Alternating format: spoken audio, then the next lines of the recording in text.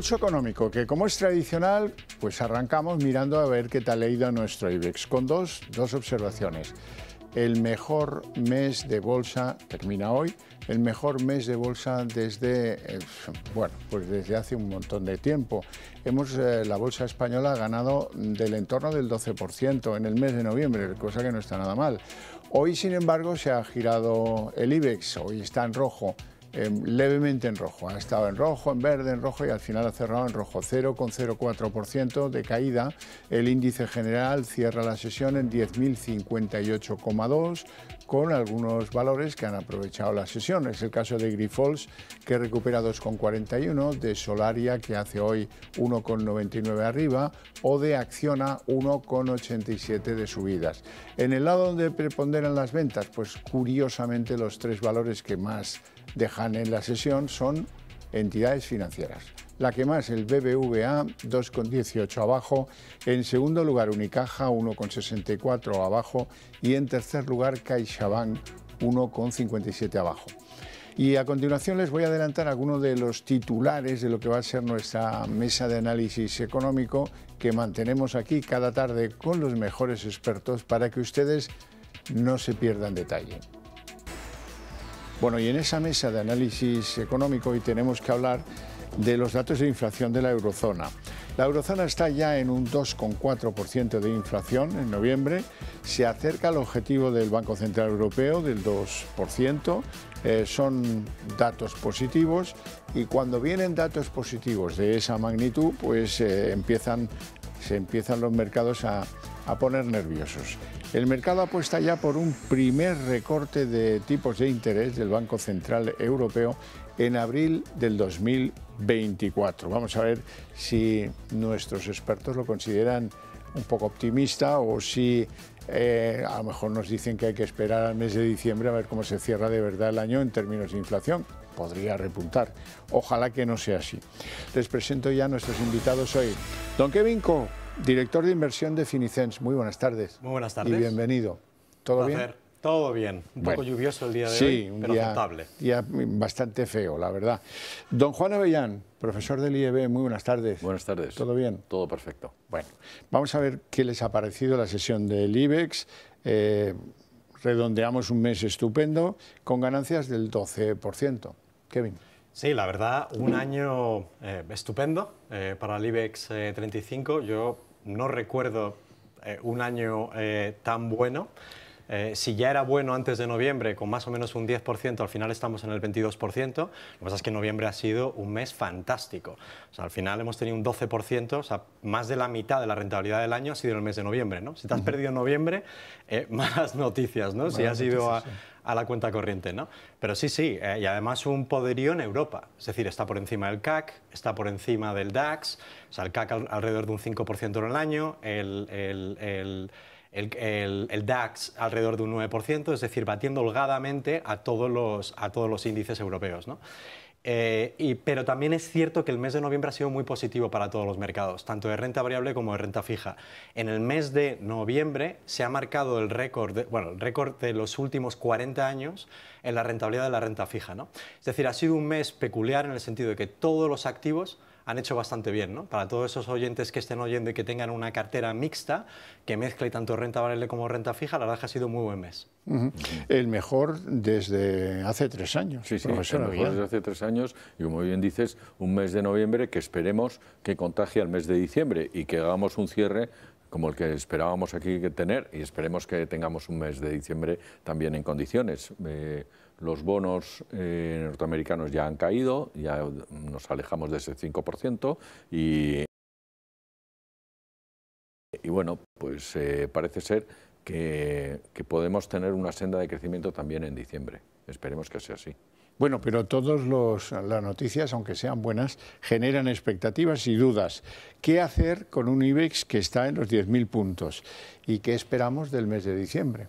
El mes de diciembre históricamente ha sido positivo, porque al final es una cuestión técnica, ¿no? A nivel de gestoras y a nivel global, siempre se tiende a estar lo más parecido al índice para no perderse alguna fiesta, ¿no? Y eso tiende a bueno, hay un auge generalizado a animar a estar siempre invertido, ¿no? Pero bueno, después de un tan buen noviembre, pues quizás esta vez sea distinto, ¿no? Los mercados tienden a hacer lo que deben hacer hasta el momento en el que todo el mundo opina una cosa y hacen lo contrario, ¿no?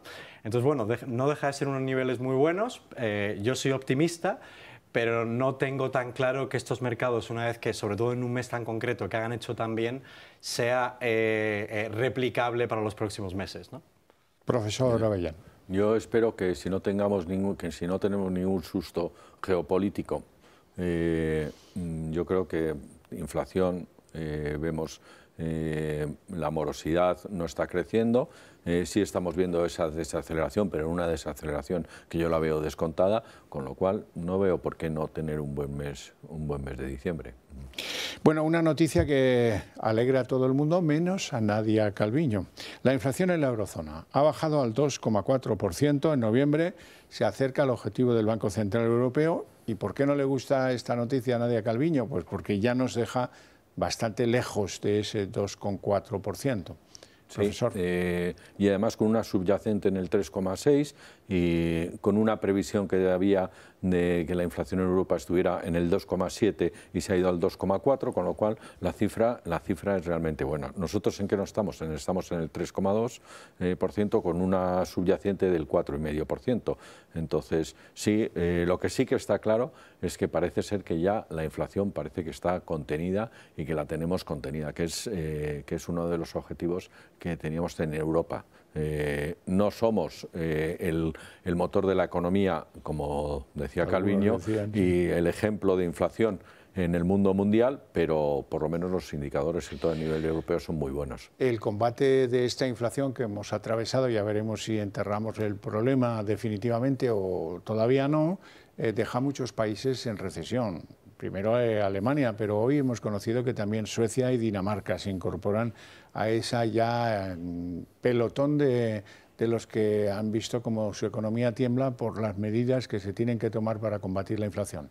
Kevin. Países en general que son exportadores y sobre todo emergentes, ese es el caso de Alemania, y sobre todo donde han tenido un déficit de gasto fiscal este año, el 2023, muy, muy grande. O sea, recordar que Alemania ha recortado más de 60.000 millones en este año 2023, pues claro, eso se ha notado en las cifras. O sea, se estima que Alemania vaya a decrecer un 0,5 en lo que va de año, y eso lo comparamos con el crecimiento que va a tener España en torno al 2,5, o Italia, que va a tener un 0,7, o incluso Estados Unidos, que tiene un 2, ya veremos cuánto, pues eso te dice mucho que hay dos escalas y que no todo el mundo está creciendo, ¿no? Pero parece que en términos de inflación hemos ganado la batalla. No hace mucho tiempo estábamos en un 10, más de un 10%, es una gran diferencia estar en un 2 a nivel europeo que un 10%. La cuestión es que la subyacente sigue estando al doble que lo que es el objetivo, el 2%. Y también la inflación general, que es la que nos referimos con el 2%, tiende a tener un componente base que si hace un año el petróleo subió o bajó, pues hace que la cifra pueda ser muy buena o muy mala y realmente no te da un dato limpio, ¿no? Por lo tanto, yo creo que lo que realmente sorprende es que hayamos sido capaces de llegar a una inflación del 2% creciendo globalmente. O sea, el crecimiento económico global en este año se estima que esté en el 3%. España, más o menos, ¿no? Algo parecido, en el 2 y pico. Y eso es lo que realmente sorprende. ¿Cómo hemos sido capaces de subir tipos de negativo en Europa al 4 y de 0 al 5 en Estados Unidos? Y, oye, estamos creciendo a un ritmo bastante bueno, ¿no? No muy lejos del potencial económico que tenemos, ¿no?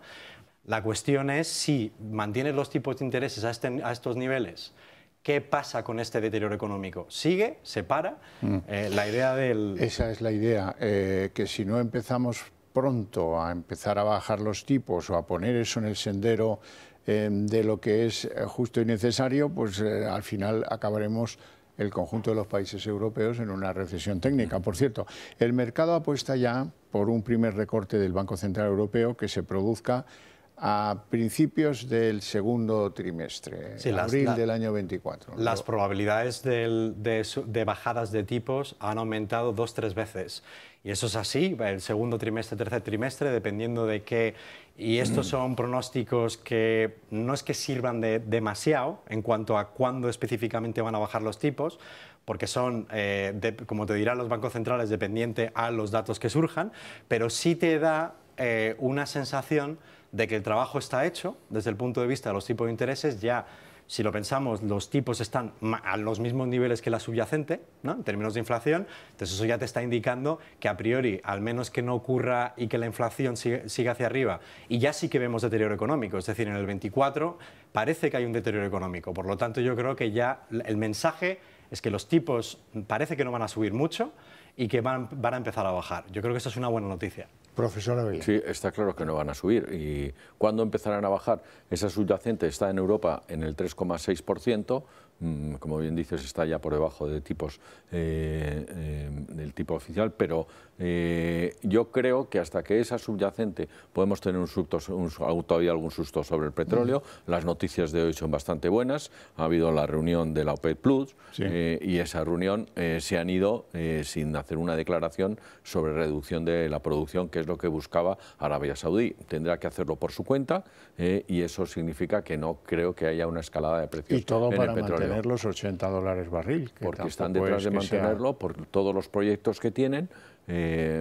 Todos los analistas de petróleo dicen que Arabia Saudí necesita tener el petróleo en torno a los $80 para pagar todos los proyectos que mantiene y que tiene. Entonces, hoy, la semana pasada, hubo un aplazamiento de la reunión de la OPEP porque no se ponían de acuerdo y se ha forzado la reunión a hoy. Y esperaba Arabia Saudí que se declarara una reducción entre 1 y 2, se esperaba incluso llegar hasta 2 millones de barriles la reducción, pero no ha sido así y no ha habido ninguna declaración sobre reducción de producción, con lo cual Arabia Saudí tendrá que seguir haciéndolo por su cuenta, con Rusia o como pueda, o reduciendo él directamente. Bueno, vamos a la macro española porque el Servicio de Estudios del BBVA rebaja hasta el 1,5% el pronóstico de crecimiento económico para el próximo año y advierte de las dudas que genera el acuerdo del nuevo gobierno, sobre todo los costes que añade, costes laborales, más carga fiscal, costes financieros. Bueno, quiero recordarles que ayer aquí comentábamos que la OCDE prevé que para el año que viene el crecimiento español sería o será del 1,4%. Tampoco es que la OCDE ande muy atinada en sus pronósticos por lo general, pero bueno, en cualquier caso, el BBVA sí. ¿Cómo veis estas previsiones? A ver, a mí unas previsiones del 1 y pico por ciento pues me parece firmables. Tenemos encima todos los ajustes que nos va a hacer Europa. Ya nos ha reclamado que hagamos un ajuste en el subsidio de desempleo. Bueno, es una pelea que hay dentro del gobierno. Bueno, me parece mentira que esto no se debata entre sindicatos y patronal, sino que estamos aquí y que sean que sean sindicatos, patronal, gobierno los que decidan qué hacer con el subsidio de desempleo, sino que es una pelea entre Calviño y Yolanda Díaz. Y eso es lo que hay. Si es mi ministerio o no es mi ministerio, yo quiero subir más el subsidio de desempleo cuando sabe que tiene encima de la mesa un mandato de Europa diciendo hay que bajar el subsidio de desempleo y bueno, es el primer toque. Esperemos que no nos digan nada sobre pensiones, esperemos que no nos digan sobre más recortes, porque al fin y al cabo el déficit y el endeudamiento que tenemos en España nos lo van a parar en los pocos meses con noticias como esta. Yo estaría más contento con Europa si se preocuparan por los números que le manda de desempleados España y las falsedades que conllevan, porque son como... Ahora están refugiados en fijos discontinuos, los que hacen cursos pero no los cuentan, los que piden trabajar pero no 8 horas y tampoco te cuentan por ello. En fin, al final resulta que es una trola absoluta, pero Europa ya saben que lo único que les interesa es que tus números no se salgan de madre, lo demás no. Gran parte del crecimiento económico que hemos tenido en los últimos años ha sido gracias al gasto fiscal, o sea, al gasto del Estado. Y desde luego las normas, yo me acuerdo hace muchos años estudiando en la universidad eso de que para adherirse a a la Unión Europea pues había que cumplir una serie de requisitos y dentro de ellos era... Exacto, y dentro de eso estaba la rectitud fiscal y bueno, yo creo que eso ya ha pasado a la historia. La realidad es que, bueno, estamos acostumbrados, yo creo que somos muy dependientes al gasto fiscal y por eso de ahí que en los próximos, yo me atrevería ya no en el 24, yo me atrevería a decir que en los próximos 3, 5, 10 años va a ser cada vez más complicado, porque con la deuda que tenemos y va a haber un momento en que la restricción europea ya se van a poner serios. Yo no sé si va a ser en el 2024, donde parece que van a intentar que por lo menos cumplamos el 3%, si no me equivoco, pero desde luego eso no es algo sostenible, ¿no? Y una vez que tú reduces y que estás en una economía como la española, donde hay mucho empresa, donde hay mucho trabajador del Estado, la verdad es que la cantidad de personas que trabajan de manera directa o indirecta a través de, es asombrosa. En España, si no me equivoco, está en torno a 2/3 prácticamente de todo lo que es la economía española, está de alguna manera ligada con el Estado. Y eso te dice mucho, porque una vez que tú reduces el gasto, pues vas a sufrir, ¿no? Entonces yo creo que el 1,5 es un escenario bastante positivo, en el sentido de que sabemos, o eso es lo que dicen los pronósticos, yo no tiendo a darles demasiada valía, pero los pronósticos te están diciendo que va a haber un deterioro a nivel global, es decir, que parte de eso no es España, es el mundo entero que está decreciendo. Es verdad que el caso de Alemania es el opuesto, se espera que crezca de este año negativo a positivo, pero China se espera que vaya a decrecer, Estados Unidos se espera que vaya a decrecer y después muchas de las economías europeas se espera que van a decrecer, ¿no? Entonces, pues tenemos un año de estabilización que yo creo que incluso puede ser positivo porque con un menor crecimiento pudiera ser que no pudiera tanta presión a los bancos centrales a tener que seguir con bueno, por lo menos, o no mantenerlos tan elevados los tipos durante tanto tiempo, y pudiera ser que tenemos un crecimiento menor, pero con una inflación también menor, cosa que podría ser positivo, y después con unos bajos tipos que pudiera poner más alivio a todo el mundo que tenga crédito, al sector productivo para invertir y también para los mercados, porque no olvidemos que lo que es una reducción de tipos, luego es positivo para los mercados financieros.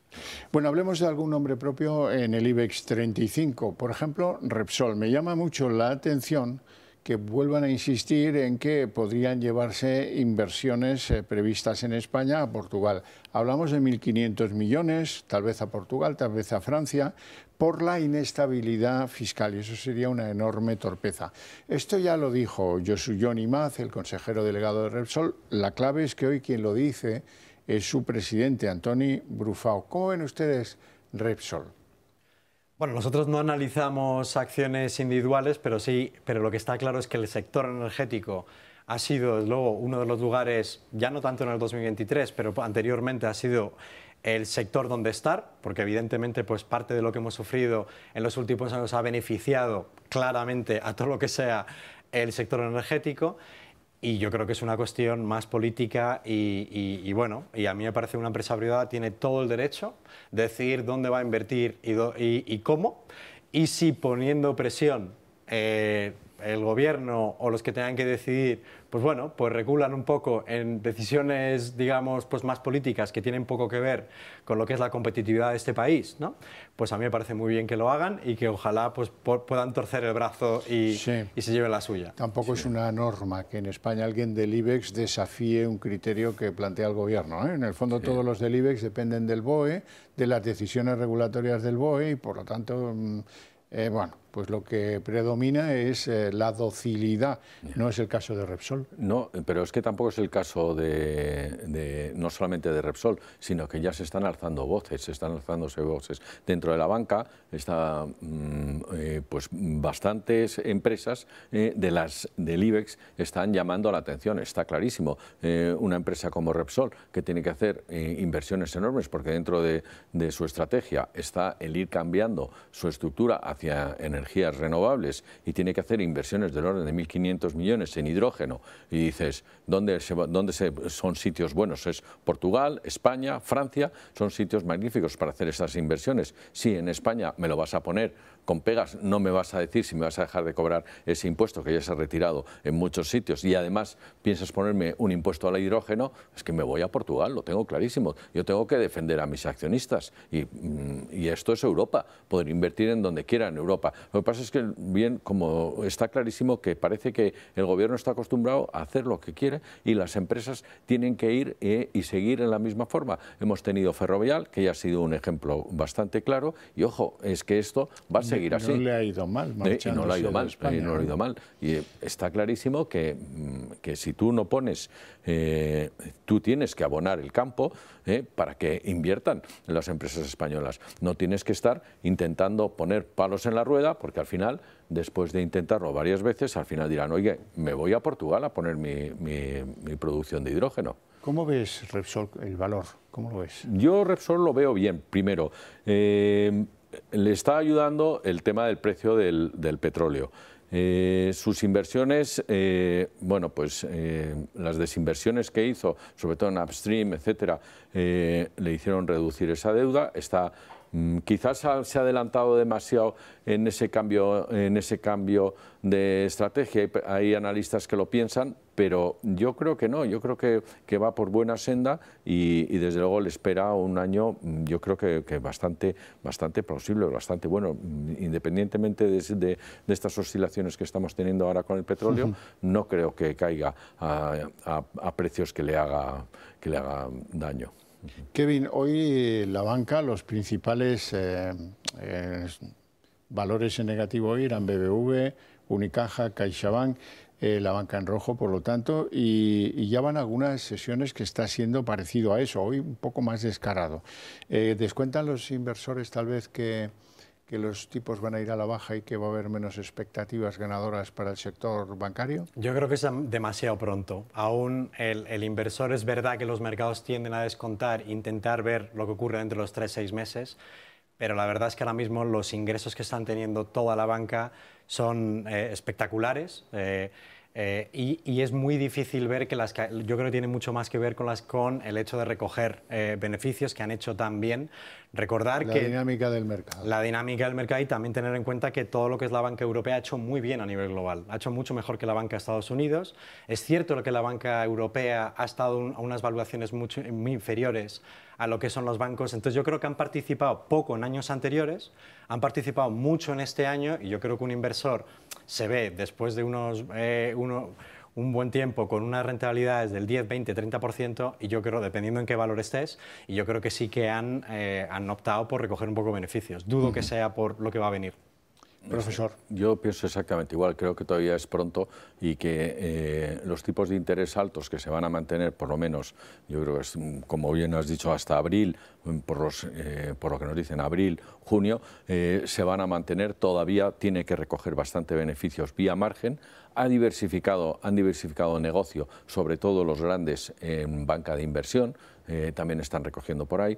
Han reducido costes, están manteniendo costes pese a la inflación, que evidentemente el capítulo de costes ha tenido que elevarse, pero no se ha elevado de una forma tampoco importante. Están en liquidez. La morosidad, que es el capítulo que tenemos que vigilar más, sobre todo en los próximos meses, también se está manteniendo. Los ratios de capital están más que cumplidos. Son los 3 primeros bancos españoles, están dentro de los 5 bancos de menos exigencia de capital por parte del Banco Central, con lo cual pues, enseña que los bancos españoles están bien capitalizados, con lo cual yo creo que vamos a seguir teniendo una banca fuerte. ¿Y qué ha hecho daño? Pues ha hecho daño, por ejemplo, el impuesto, porque parece que en cuanto empiezan a recuperar un poco la rentabilidad, hay que tener en cuenta que tenemos Bankinter, BBV, que acaba de mejorar y ya cotiza por encima de Libros, pero todavía el resto de los bancos tienen que cotizar por encima de Libros, y eso se consigue a través de una rentabilidad,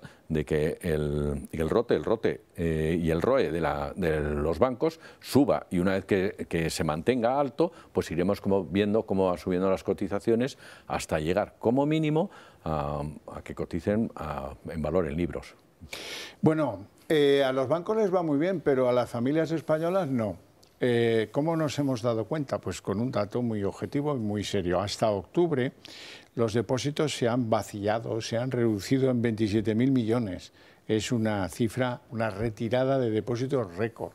Eso supongo que estaremos de acuerdo todos en que refleja otra realidad, la de las familias y la gente pues que está pasándolo mal por culpa de la inflación, falta de expectativas, en fin, caída del consumo. Los motivos son muchos. No tenemos tiempo para más.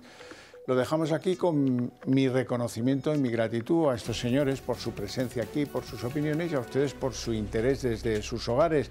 Pero para ustedes tengo premio. A la vuelta de publicidad arrancamos aquí la redacción abierta de la tarde con todo lo que trae la política.